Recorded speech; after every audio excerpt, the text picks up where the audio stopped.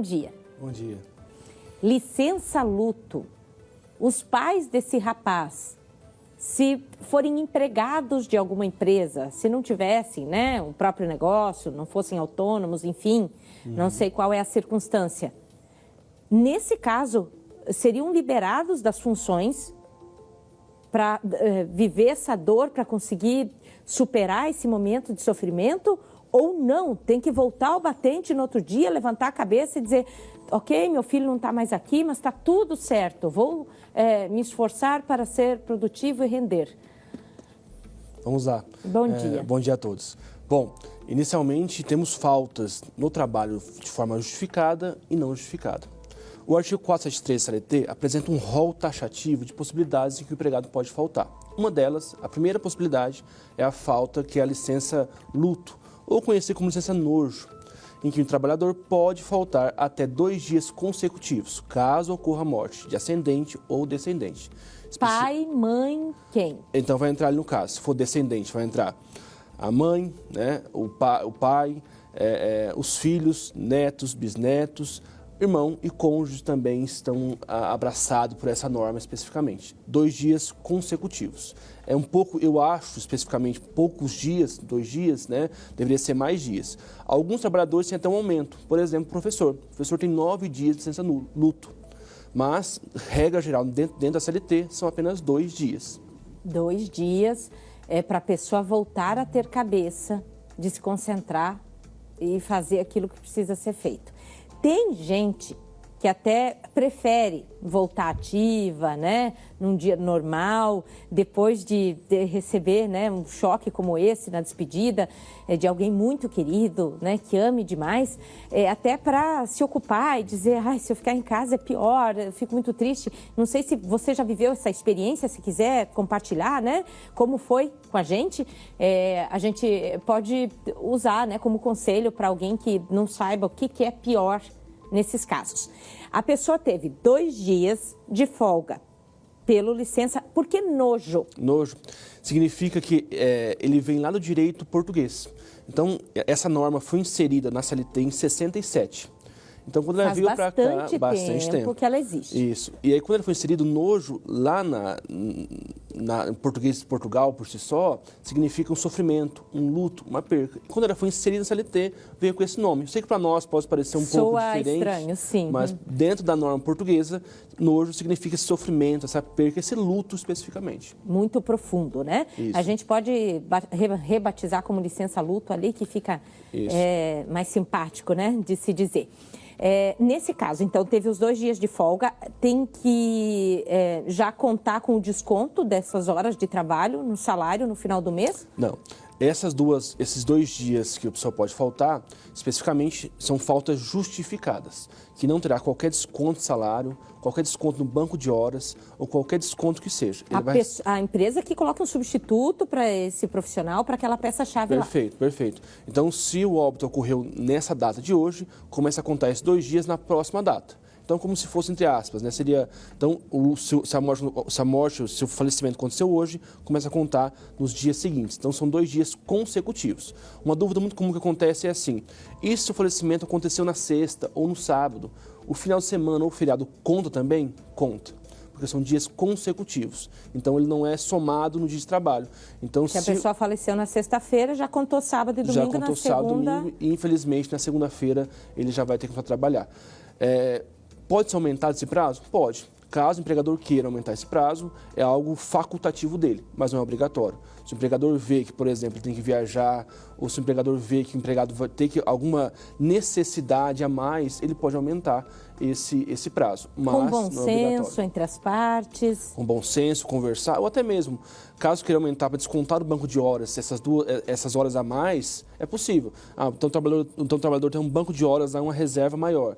Ele vai utilizar agora porque ele vai fazer uma viagem, ou talvez o luto dele vai precisar de mais dias, que realmente 2 dias são bem poucos, ele pode aumentar. Mas, repito, é algo facultativo das partes envolvidas no caso. Tem gente em idade, né, de ser muito intenso no trabalho, na missão que escolheu, né, na vocação que tem ali, mas que também é responsável pelo avô que está em casa debilitado, ou pela mãe ou pelo pai muito doente. A gente sabe, sempre pega atestado se tiver algum problema de saúde que o impeça de ir para o trabalho.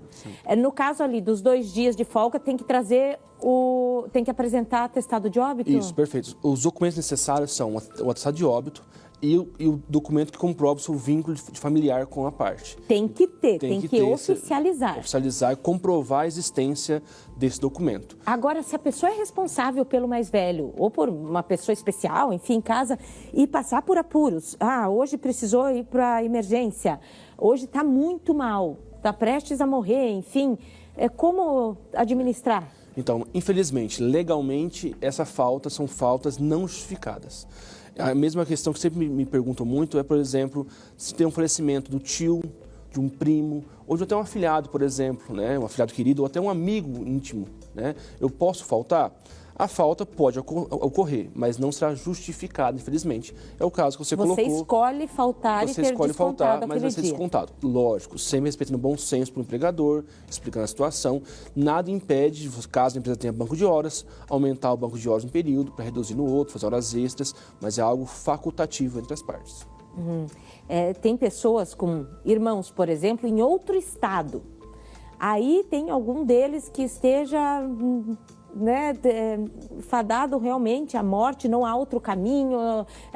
Como chegar, se não é o teu período de férias, e dizer, eu quero ter a chance de me despedir do meu irmão em vida ainda, eu não quero só ir para o velório, não quero ir para o enterro. Então, nesse caso, só uma despedida, ou que seja só uma visita por si só, né, a CLT não cobre esta falta especificamente, infelizmente. Como é uma norma um pouco antiga, de 62, o entendimento naquela época e permanece até hoje... Cada um com seus problemas. Perfeito. E seria mais ou menos assim, são 2 dias, um para o enterro e o outro para o velório. Então, são um prazo extremamente curto, né? Repito, nada impede de aumentar esse prazo. Mas caso o empregado tenha que viajar, ele que vai arcar com esses dias a mais com as faltas. Os 2 dias ele tem garantido dentro do artigo 463 da CLT. A gente sabe que as pessoas questionam muito e sempre se colocam no lugar de vítimas da história também, dizendo assim, nossa, mas que desumano, né, tal. Mas imagina numa corporação, gente, que tenha milhares de trabalhadores. Cada um dia o irmão que dá, né, a mãe que dá. Então, é para fazer o sistema funcionar de alguma maneira que são criadas as leis e... Perfeito. E também assim, né, eu sei que é um pouco cruel, talvez não seria o correto se pensar, mas não é uma responsabilidade da empresa. Se pegar uma empresa com vários funcionários, igual você mesmo citou aqui, torna-se inviável o afastamento de vários funcionários naquele período. Mas eu sempre gosto de colocar isso muito claro para vocês, que caso exista uma negociação entre as partes, caso exista uma convenção da categoria, ou às vezes um trabalhador específico, um outro trabalhador que eu cito, além do professor, que é 9 dias, o funcionário público são 8 dias do afastamento. Então, alguns trabalhadores possuem normas que podem aumentar esse prazo, mas a regra geral é 2 dias dentro da CLT, no caso. E quando o funcionário mesmo morre, doutor Pedro, eu não estou dizendo assim, morreu num acidente de trabalho. Não, a pessoa faleceu. Qual é o trâmite da empresa? É responsável por dar algum amparo específico para a família do trabalhador? Tem que se envolver na questão do funeral? Bom, a CLT também não coloca nenhuma norma específica sobre isso, uma obrigação do trabalhador, do empresário de realizar qualquer custeio da questão do velório do empregado. O que deve ser feito é pagar suas verbas trabalhistas. Dentro de 10 dias após o falecimento, o contrato vai ser rescindido e as verbas trabalhistas serão pagas para os herdeiros. Tenho dúvida, não sei quem é o herdeiro, não sei quem é a esposa, ou os filhos, no caso. No caso, você tem que fazer uma ação de consignação e pagamento. A empresa faz uma ação, deposita as verbas rescisórias no Poder Judiciário e o Poder Judiciário até que fique muito claro quem tem direito aqui. E é comum acontecer porque muitas vezes você não sabe quem é o responsável por receber.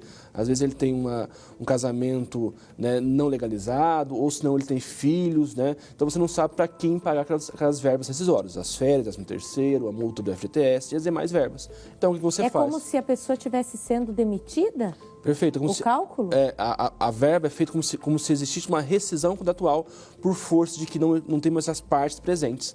Então, entre aspas, é como se existisse uma dispensa do empregado sem justa causa e essas verbas, caso fique em dúvida para quem pagar, deve ser pago no Poder Judiciário e o Poder Judiciário é que vai procurar e vai fazer o inventário para que pague os herdeiros no caso. mas eu custeio com o velório e as demais obrigações. Nesse caso, infelizmente, não faz parte do empregador. A não ser que tenha sido um acidente de trabalho. Caso tenha sido um acidente de trabalho, aí tem outras responsabilidades que caso exista. Aí vai aumentar a gama maior de responsabilidades existentes por parte do empresário. Que rende, inclusive, uma outra conversa. Rende uma outra conversa. Ok. Vamos dar valor à nossa vida. Imaginem, né, que, olha, hoje é dia 25 de março, doutor Pedro. Em março, há 2 anos, eu lembro que eu estava aqui apavorada, dizendo sim, coronavírus no Brasil, o que é que vai acontecer? Meu Deus, chegou a nossa hora. Agora a gente sabe a quantidade de gente que perdeu pessoas muito especiais de casa. Mas hoje a gente está aqui tentando respirar, né? E dizer, vamos seguir, olha, parece que passou, vamos lá. Então, vamos sempre agradecer por tudo isso.